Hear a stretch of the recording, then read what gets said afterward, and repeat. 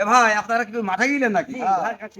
OC ওই শুক্রবারের দিন আগামীকাল ওই সিরাজের মেয়ের বিয়ে, আপনাদের দাওয়াত থাকলো কিন্তু। আলহামদুলিল্লাহ ইনশাআল্লাহ যাব। বুঝেছেন? সিরাজের মেয়ের বিয়ে যাবেনই কিন্তু মনে করে, ইনশাআল্লাহ যাবো। কোনো রকম যেন মিস করবেন না। এই সাকিব বাড়ি আছিস নাকি? সাকিব, ও সাকিব। ডাকছে। ও কিরা রবিউল ভাই নাকি? হ্যাঁ ভাই আসছি আসছি। হ্যাঁ কও ভাই কও। ওসি ওই শুক্রবারের দিন মানে আগামীকাল সিরাজের মেয়ের বিয়ে, হ্যাঁ। তা দাওয়াত থাকলো। আচ্ছা ঠিক আছে চলে যাবা না। হ্যাঁ, আচ্ছা। কোন রকম মিস করিস মানে, তোরা যে কয় ভাই আছিস হ্যাঁ। ভাই ভাগা ডেকে নে, সব চলে যাবি। তোর আচ্ছা, বন্ধুরা ঠিক আছে একবার পুরো খাওয়া ফ্রি, কোনো ওরা টাকা পয়সা নিচ্ছে না। হ্যাঁ, আচ্ছা আচ্ছা। মানে নকুই দেবাদ নকুই দেবাদ। হ্যাঁ তাহলে তো বেশি করে খাবা না। হ্যাঁ, সে একলা মানুষ তো সব জায়গায় যাইতে পারবে না বলে আমি আবার দাওয়াত দিয়ে বেড়াচ্ছি। ও আচ্ছা ঠিক আছে তাহলে তুমি যাও, কালকে দেখা হবে না। আচ্ছা ঠিক আছে, আমি গেলাম। আচ্ছা। You're the best. কোহিনুরির বিয়ে রে, কালকে কি দশা হবে রে, কালকে কি দশা, কালকে এমনই। শোনার ওটা ভালো আছো? ভালো তোমরা?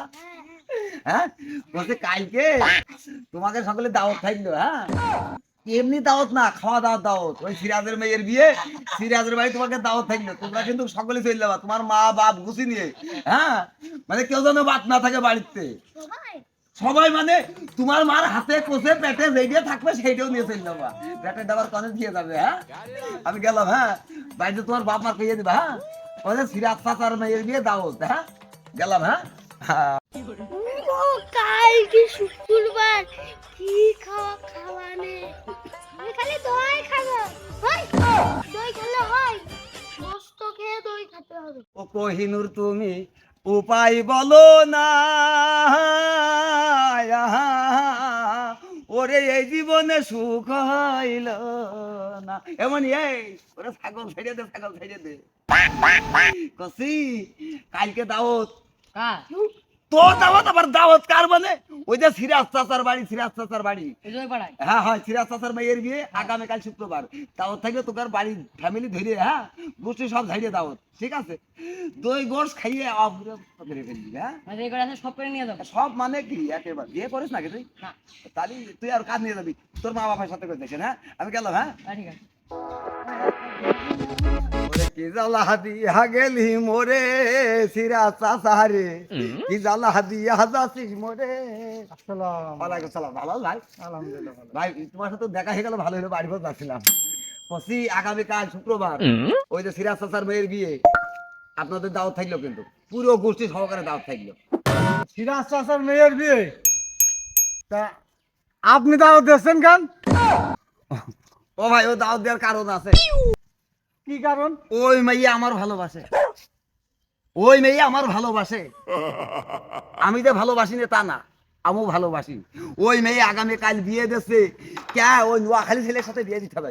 হ্যাঁ, আমি বাড়ির কাজ করে ছেলে আমার চোখই বাঁধে না। হ্যাঁ, আমি ওর ভালোবাসি না। ও অত দূরে বিয়ে দেবে, ওখানে যাবে কিনা? ও তো বছরে জীবনে যাতেই পাবে না কোনোদিন। আর ওই ছেলেটা আমি কত ভালোবাসি, আমার বাদে অন্য জায়গায় বিয়ে দিচ্ছে। আমি একটা কাজ করে দিয়েছি ভাই, পুরো গ্রাম ঝাইড়ে দাওয়াত করে দিয়েছি। আমার গ্রামের বাড়ি 4-5 জনের কইছি, জোর বাড়ি খাইয়ে ধ্বংস করে ফেলে দিই বরযাত্রী আসার আগে। খাইয়ে পুরি ফেলার পরে মনে করো বরযাত্রী এসে কিছু পাবো না, মারামারি করে বিয়ে ভেঙে যাবে। যদি আমার সাথে দেয় তাহলে এ ক্ষতিটা করা কি সিরাজের ঠিক হচ্ছে তোমার? আমি এবার ক্ষতি করছি কানতে। আমার কত বড় একটা ক্ষতি করছে, কত বড় ক্ষতি করছে। আমার জানের পাখি চলে যাচ্ছে না।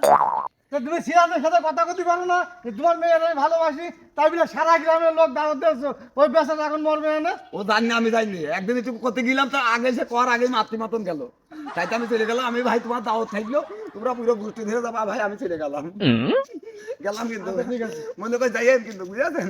কি সর্বনাশ! পুরো গ্রাম ঝাইরে দাওয়াত করেছে, আবার পাশের গ্রামে 3-4 জনের নাকি দাওয়াত দিয়েছে। হ্যাঁ, তাহলে কি প্রেম করা করেছে? এ তো দেখছি আমার মতো প্রেম করেছে। আল্লাহর বান্দির বাচ্চা মাথা বাড়িয়ে ওর ফাটিয়ে ফেল দেবো। ও আমার দুনিয়ার লোক আমার বাড়ি উপস্থিত করে ফেলেছে, দাওয়াত দিয়ে দিয়েছে, আমার মান সম্মান সব উপর নিচে করে ফেলেছে। হ্যাঁ, কি ব্যাপার? এ সিরাজ চাচা খাইটে নে দৌড়াইগা, তাহলে তো ঘটনা ওইটাই। চাচা কি হলো গো? আচ্ছা তুমি ছাড়ো ছাড়ো ওর মাথা ফাটিয়ে চাচা ঠান্ডাও ঠান্ডাও চাচা ঠান্ডাও দাও খাইতে ফেলো ঠৌ দিনে খাইতে। চাচা কি হয়েছে কও দিনই। আমার মান সম্মান সব শেষ করে ফেলেছে আর দুনিয়ার লোক আমার বাড়ি দাওয়াত দিয়েছে আমার মেয়ের বিয়ের লোক একটা খাবার পায়নি কিটা দাওয়াত দিয়েছে? ওই রবিউল রেগুল দাওয়াত দিয়েছে? হ্যাঁ আমি জোগাড় করেছি বরযাত্রীদের জন্য আরো পুরো গ্রামের লোক দাওয়াত দিয়েছে পুরো গ্রামের লোক এসে সেই খাবার খেয়ে গিয়েছে আমার বরযাত্রীরা একটা খাবার পায়নি তুমি সরবে চাচা ওর মাথা না ফাটিয়ে আমি আজকে শুনছি। চাচা দাও শোনো চাচা তা ঘটনা কি হয়েছে?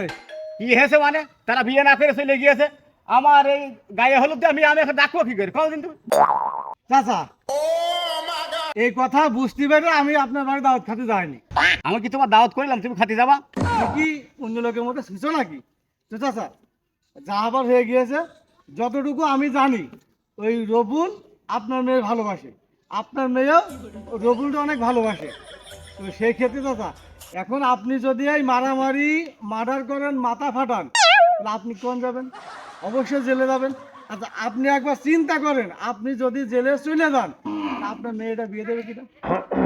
এখন যেটা ভালো হয় বাবু তোমরা সেটা করো তাহলে আমার তো মান সম্মান যাবার তো গিয়েছেই এই জন্য বলছি রাগারাগি না করে আপনি ওই রবুলির আর আপনার মেয়ের কোহিনুরির দুই হাতটা এক করে দেন যাতে সমাজের লোকও বাঁচলো না আপনার মান সম্মানও বাঁচলো।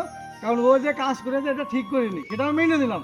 রবুল তো ভালো ছিল ও আপনার মেয়েরে বেশি ভালোবাসে শুধু বেশি না অধিক বেশি ভালোবাসে এই জন্যই এই কাজটা হয়তো বা করেছে। তো ভুল হলে তার মাফ করে দিয়ে আপনি জামা হিসেবে মেনে নিন। তো দেখো যেটা ভালো হয় সেটা করো বাবু তোমরা আচ্ছা বাবু তুই ভালো কথাই কইছিস এখন যদি মাথাটা ফাটিয়ে আমি এখন জেলে যাই তাহলে আমার একটাই মেয়ে দেখবে কিনা তো তুই ও রবুলের গুছি গাছি নিয়ে আয় আমার মেয়ে তো গুছানে আছে ঠিক আছে তাহলে আপনি বাড়ি চললেন আমি রবুলি নিয়ে আসছি। আচ্ছা গেলাম আচ্ছা তাহলে আমার এই বুদ্ধি কাজে লেগে গিয়েছে ওই তো ভাই ক্লিয়ার করে দিয়েছে এখন আমার তো তাহলে আবার আমার বাড়ির পর ক্ষতি চললাম আমি চলে গেলাম বাড়িতে গুছিয়ে রেডি হয়ে নি